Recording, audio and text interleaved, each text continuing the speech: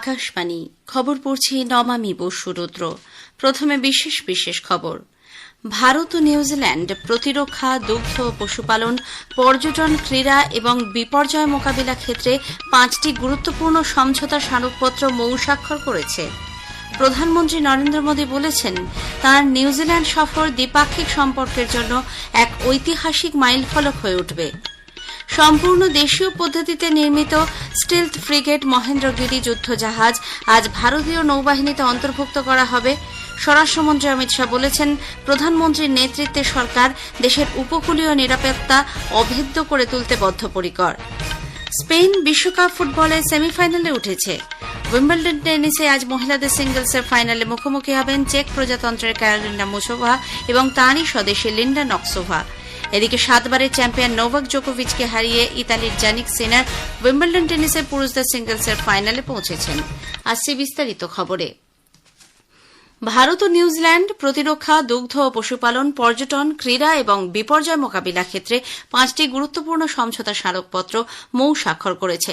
অকল্যান্ডে প্রধানমন্ত্রী নরেন্দ্র মোদী এবং সে দেশের প্রধানমন্ত্রী ক্রিস্টোফার লুক্সেনের মধ্যে প্রতিনিধি পর্যায়ের বৈঠকের পর চুক্তিগুলি স্বাক্ষরিত হয়। প্রতিরক্ষা ক্ষেত্রে দুদেশের মধ্যে সামরিক সহযোগিতা এবং কৌশলগত অংশীদারিত্ব বৃদ্ধি ও ভারত প্রশান্ত মহাসাগরীয় এলাকায় নিরাপত্তা বাড়াতে চুক্তি স্বাক্ষরিত হয়েছে। দুগ্ধ ও পশুপালন সংক্রান্ত এই চুক্তি সংশ্লিষ্ট ক্ষেত্রে গবেষণা, উদ্ভাবন এবং সর্বোত্তম পশুপালন পদ্ধতি বিনিময়ে সহায়ক হবে। পর্যটন সংক্রান্ত চুক্তি দুদেশের মধ্যে পর্যটন ক্ষেত্রে সহযোগিতা বাড়িয়ে তুলবে। ক্রীড়া উন্নয়ন ও খেলোয়াড়দের সহায়তায় দুপক্ষ একটি যৌথ কর্মপরিকল্পনা গ্রহণ করেছে। বিপর্যয় মোকাবিলা, জরুরি তৎপরতা এবং প্রস্তুতি বাড়াতে স্বাক্ষরিত হয়েছে আরও একটি চুক্তি। এদিকে প্রধানমন্ত্রী নরেন্দ্র মোদী অকল্যান্ডে নিউজিল্যান্ডের প্রধানমন্ত্রী ক্রিস্টোফার লুক্সেনের সঙ্গে আজ দ্বিপাক্ষিক বৈঠকে বসেন। উভয় নেতা ভারত ও নিউজিল্যান্ডের মধ্যে গত 2 বছরের শিল্প, বাণিজ্য এবং প্রতিরক্ষা সহ ক্রমবর্ধমান দ্বিপাক্ষিক সম্পর্কের নানান দিক খতিয়ে দেখেন। বৈঠকের আগে তাঁর ভাষণে প্রধানমন্ত্রী মোদী বলেন, তাঁর এই সফর দ্বিপাক্ষিক সম্পর্কের জন্য এক ঐতিহাসিক মাইলফলক হয়ে উঠবে। দুদেশের সম্পর্ককে নতুন গতিও প্রদান করবে এই সফর। সফরকালে উষ্ণ অভ্যর্থনা ও সমাদরের জন্য শ্রী মোদী নিউজিল্যান্ডের নেতৃত্ব ও সে দেশের অধিবাসীদের ধন্যবাদ জানান। অতি অল্প সময়ে মুক্ত বাণিজ্য চুক্তির কাজ শেষ করার জন্য তিনি নিউজিল্যান্ডের প্রচেষ্টাকে কুর্নিশ জানিয়েছেন। এজন্য প্রধানমন্ত্রী লুক্সেন ও তাঁর সরকারের প্রশংসা করেন তিনি। শ্রী মোদী বলেন, ভবিষ্যৎ সহযোগিতাকে এগিয়ে নিয়ে যেতে কৌশলগত অংশীদারিত্ব স্থাপনের জন্য দুই দেশ এক উল্লেখযোগ্য পদক্ষেপ নিয়েছে। দুদেশের মধ্যে অভিন্ন গণতান্ত্রিক মূল্যবোধ ও সামুদ্রিক সম্পর্কের কথা উল্লেখ করে শ্রী মোদী বলেন, ভারত প্রশান্ত মহাসাগরীয় অঞ্চলে শান্তি ও সুস্থিতি বজায় রাখতে উভয় দেশ এক গুরুত্বপূর্ণ ভূমিকা পালন করতে পারে। তাঁর এই সফর দ্বিপাক্ষিক সম্পর্ক জোরদার করার পাশাপাশি আন্তর্জাতিক শান্তি ও বিকাশের ক্ষেত্রে সহযোগিতামূলক পদক্ষেপ ত্বরান্বিত করবে বলে আশা প্রকাশ করেন প্রধানমন্ত্রী মোদী। 40 साल के बाद भारत के प्रधानमंत्री का न्यूजीलैंड आना हुआ है और एक प्रकार से आपकी आर्थिक राजधानी में कार्यक्रम बना करके भारत और न्यूजीलैंड के संबंधों को एक नई ताकत देने का एक अवसर पैदा किया है।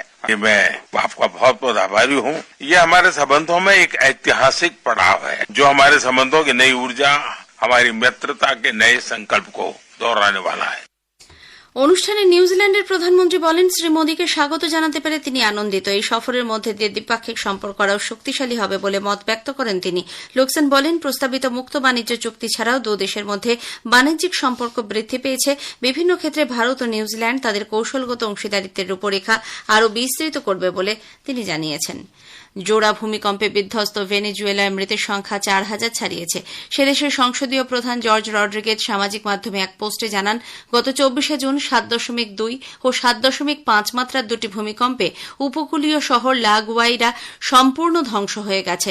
এখনও পর্যন্ত মৃতের সংখ্যা 4118, জখম হয়েছেন 16700-র বেশি মানুষ। এখনও কয়েক হাজার মানুষ নিখোঁজ। উদ্ধারকারী দল তল্লাশি অভিযান শেষ করলেও বহু মানুষ তাদের পরিজনদের খোঁজে সন্ধান চালিয়ে যাচ্ছেন। রাষ্ট্রসংঘ গত বুধবার ভেনেজুয়েলার জন্য $300 মিলিয়ন ত্রাণ সহায়তার জরুরি আবেদন করেছে। এদিকে ভূমিকম্প বিধ্বস্ত ভেনেজুয়েলায় অপারেশন আমিস্তাদ শেষ করে ভারতীয় দল নতুন দিল্লি ফিরেছে। ভারতীয় বংশোদ্ভূত নাসার মহাকাশচারী অনিল মেনন আগামী 14 তারিখ কাজাখস্তানের বাইকনুর কসমোড্রোম থেকে 8 মাসের জন্য আন্তর্জাতিক মহাকাশ কেন্দ্রের উদ্দেশ্যে অভিযান শুরু করবেন। অন্য দুই মহাকাশচারী পিয়েত্র দুব্রোভ এবং আন্না কিকিনার সঙ্গে রসকসমোস সোয়ুজ MS-29 মহাকাশযানে রওনা রওনা হবেন তিনি। আন্তর্জাতিক মহাকাশ কেন্দ্রে মেনন রক্ত চলাচলের ওপর মাইক্রোগ্র্যাভিটির প্রভাব, ধমনীর গঠন এবং রক্তের উপাদান সহ দীর্ঘ সময় ধরে মহাকাশযানে থাকার ফলে শারীরিক প্রতিক্রিয়া নিয়ে গবেষণা করবেন। চীনের রাজধানী পেইচিং এবং প্রতিবেশী হেবেই প্রদেশে প্রবল ঝড়ের সতর্কতা জারি করা হয়েছে। দক্ষিণ পশ্চিম মৌসুমী বায়ু এবং টাইফুন বাভির কারণে হওয়া বৃষ্টির মোকাবিলায় প্রশাসনকে প্রস্তুত থাকার পরামর্শ দিয়েছে কর্তৃপক্ষ। চীনের জাতীয় অবজারভেটরি টাইফুন বাভির জন্য নতুন করে কমলা সতর্কতা জারি করা হয়েছে।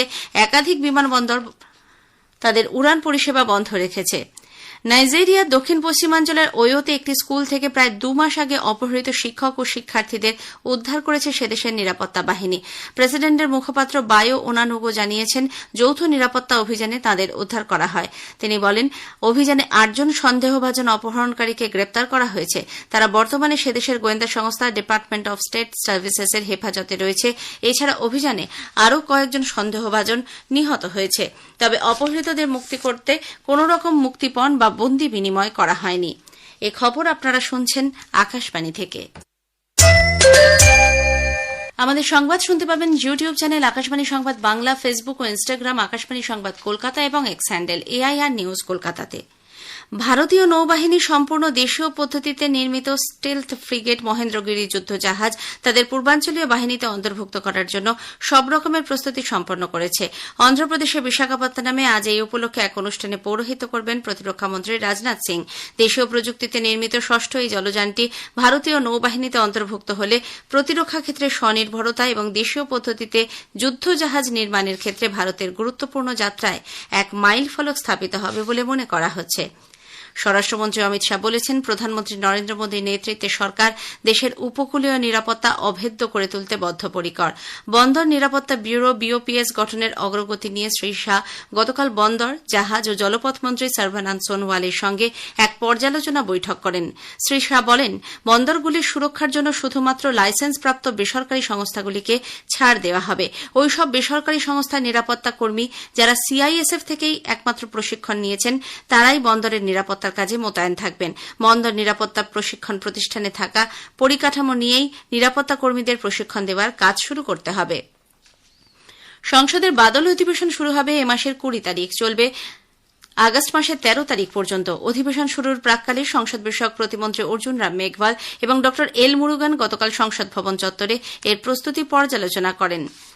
উপরাষ্ট্রপতি CP রাধাকৃষ্ণন আজ বিহারের গয়া সফরে যাবেন। তিনি Bihar institute of public administration and rural ডেভেলপমেন্টে বিহার বিধানসভার সদস্যদের জন্য আয়োজিত প্রশিক্ষণ কর্মসূচির উদ্বোধনী অধিবেশনে ভাষণ দেবেন। আজ বিশ্ব জনসংখ্যা দিবস। পরিবার পরিকল্পনা, লিঙ্গ সমতা, মাতৃস্বাস্থ্য, দারিদ্র্য ও মানবাধিকারের মতো জনসংখ্যা সংক্রান্ত নানা বিষয়ে জনসাধারণের মধ্যে সচেতনতার প্রসার ঘটানোর লক্ষ্যে দিনটি পালিত হয়ে থাকে। এই উপলক্ষে বিশ্বজুড়ে বিভিন্ন সংগঠন ও সংস্থা নানা অনুষ্ঠান ও কর্মসূচির আয়োজন করেছে। এখন বিশ্বকাপ ফুটবলের খবর। স্পেন সেমিফাইনালে উঠেছে। দ্বিতীয় কোয়ার্টার ফাইনাল ম্যাচে গতরাতে স্পেন বেলজিয়ামকে 2-1 গোলে হারিয়ে দেয়। স্পেনের হয়ে 30 মিনিটে প্রথম গোল করেন ফাবিয়ান রুইজ। 41 মিনিটে সেই গোল শোধ করেন চার্লস দে কেটালেয়ার। 88 মিনিটে স্পেনের মিকেল মেরিনো গোল করে দলকে জয়ের রাস্তায় নিয়ে আসেন। সেমিফাইনালে স্পেন ফ্রান্সের বিরুদ্ধে খেলবে।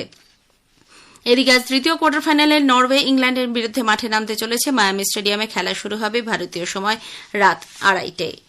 উইম্বলডন টেনিসে আর মহিলাদের সিঙ্গলসে ফাইনালে মুখোমুখি হবেন চেক প্রজাতন্ত্রের ক্যারোলিনা মুচোভা এবং তারই স্বদেশী লিন্ডা নস্কোভা।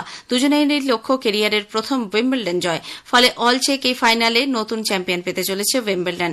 এছাড়া পুরুষদের ডাবলসের ফাইনালে ব্রিটেনের হ্যারি প্যাটার্ন ও ফিনল্যান্ডের হ্যারি হেলিওভারা জুটি ক্রোয়েশিয়ার মাতে পাভিচ, এল সালভাদোরের মার্সেলো আরেভালোর জুটির বিরুদ্ধে খেলবেন। অন্যদিকে আগামীকাল পুরুষদের সিঙ্গলসে খেতাব নির্ধারণী ম্যাচে ইয়ানিক সিনারের মুখোমুখি হবেন আলেকজান্ডার জেভরেভ। লর্ডসে মহিলাদের একমাত্র ক্রিকেট টেস্টের প্রথম দিনে ইংল্যান্ডের বিরুদ্ধে ভারত গতকাল প্রথম ইনিংসে 285 রান করেছে। টসে জিতে ইংল্যান্ড ভারতকে প্রথমে ব্যাট করতে পাঠায়। দিনের শেষে ইংল্যান্ড 1 উইকেটে করেছে 21 রান। শেষ করার আগে খবরের বিশেষ কিছু অংশ আরও একবার। ভারত ও নিউজিল্যান্ড 5টি গুরুত্বপূর্ণ সমঝোতা স্মারকপত্র মৌস্বাক্ষর করেছে। প্রধানমন্ত্রী নরেন্দ্র মোদী বলেছেন, তার নিউজিল্যান্ড সফর দ্বিপাক্ষিক সম্পর্কের জন্য এক ঐতিহাসিক মাইলফলক হবে।